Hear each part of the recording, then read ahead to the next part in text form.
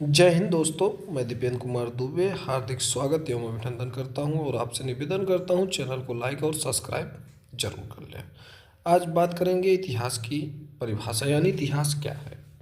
वह शास्त्र जो हमें बीते हुए समयों का संपूर्ण अध्ययन कराता है उसी को हम इतिहास कहते हैं, यानी जो बीते समय के बारे में बताता है उसी को हम लोग इतिहास कहते हैं यानी हिस्ट्री कहते हैं। इतिहास के पिता हेरोडोटस जी हैं जो इतिहास के बारे में बताए, इसीलिए इन्हीं को इतिहास का जनक माना जाता है। बात करेंगे इतिहास के प्रकार को, तो इतिहास को विद्वानों ने अपने अनुसार बांटा। यहाँ तक इतिहास को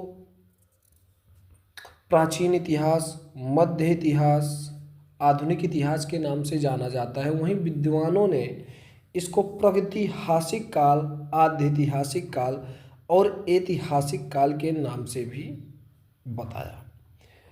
अब प्रागैतिहासिक काल क्या है? प्रागैतिहासिक काल को ही हम पाषाण काल कहते हैं। इस काल की अवधि 3.3 मिलियन वर्ष से लेकर काफ़ी लंबे समय के क्षेत्र को माना गया है।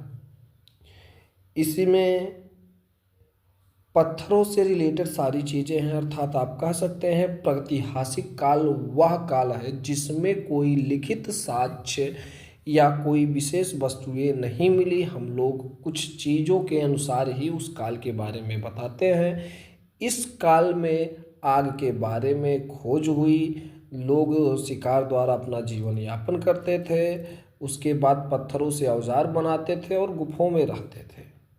इसको पूरा पाषाण काल, मध्य पाषाण काल, नव पाषाण काल में बांटा गया। पूरा पाषाण काल में आग की खोज हुई, मध्य पाषाण काल में पूरा पाषाण काल के जो औजार थे उनको और उपयोगी बनाया गया और नव पाषाण काल में फसलों को ये लोग चालू कर दिए, यानी उस समय खाद्य पदार्थ का प्रयोग करना चालू कर दिए, फसल का प्रयोग करना चालू कर दिए, कुत्ता पालना चालू कर दिए, इस प्रकार की चीज़ें चालू कर दिए। आद्य इतिहास काल के बारे में, आद्य इतिहास काल में ऐसा काल जिस समय लिखित मिले लेकिन उसको पढ़ा नहीं गया। हाँ तो दोस्तों, ऐसा काल जिस काल में लिखित साक्ष्य मिले लेकिन उनको पढ़ा ना जा सका, उसी काल को हम लोग आद्य ऐतिहासिक काल कहते हैं।